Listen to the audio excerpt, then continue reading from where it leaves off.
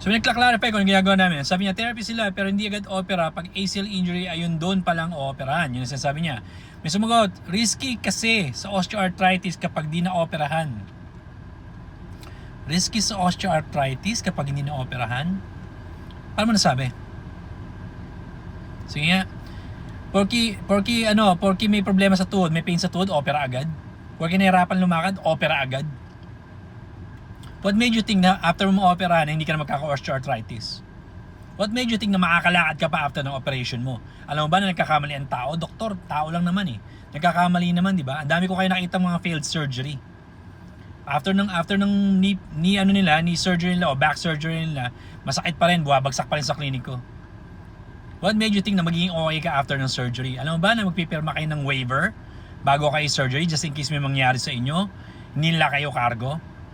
Alam mo, nagustuhan ko yung sinabi ng isa nag-comment, sabi niya, you have to find a more compassionate doctor or you have to find a more compassionate clinician na gagamot talaga sa'yo. It's not about the money, it's not about the operation, pero yung malasakit. Sino ba talaga ang totoo nagmamalasakit? Karamihan ng doktor sa Pilipinas, pera-pera. Karamihan ng nagdo-doktor sa Pilipinas gusto lang kumita ng pera. They don't care about people. They don't care about people, they just wanna make money. Para sabihin mo na nagkaka-osteoarthritis agad just because hindi na operahan, paano mo nasabi?